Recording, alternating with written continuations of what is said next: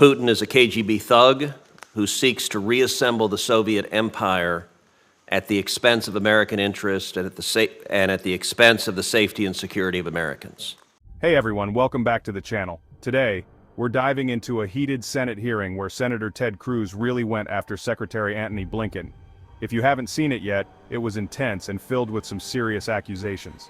So, let's break down the key moments and arguments from that session.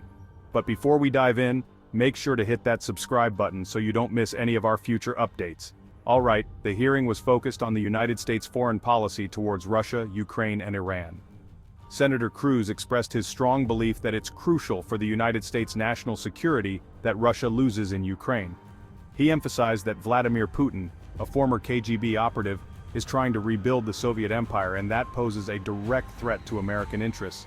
Cruz also pointed out that China is closely watching how America responds to this aggression. Cruz raised concerns that the Biden administration is more interested in re-entering a nuclear agreement with Iran than supporting Ukraine. He accused the administration of showing weakness towards Iran and claimed that recent reports indicate the administration waived congressional sanctions, allowing Iraq to transfer money to Iran. This, Cruz argued, funds Iranian terrorism and nuclear development. One of the biggest points of contention was the relationship between Iran and Russia.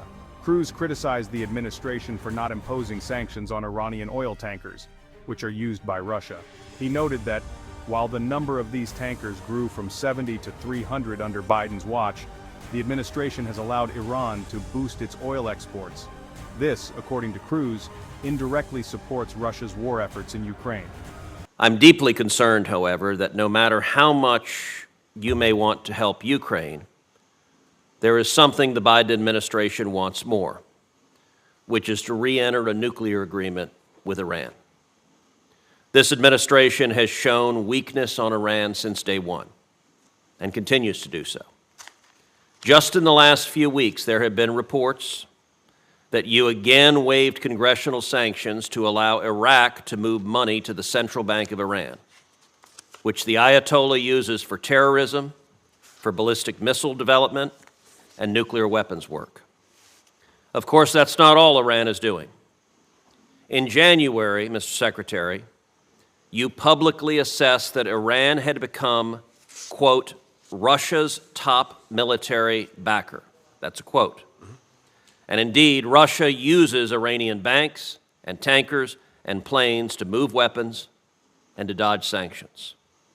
Yet the administration and the State Department in particular continue to allow Russia-Iranian cooperation out of a refusal to crack down on Iran.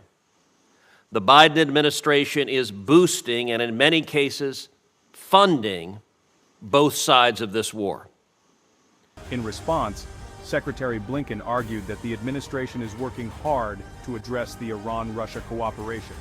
He mentioned efforts to sanction the drone network and deal with the oil sanctions issue.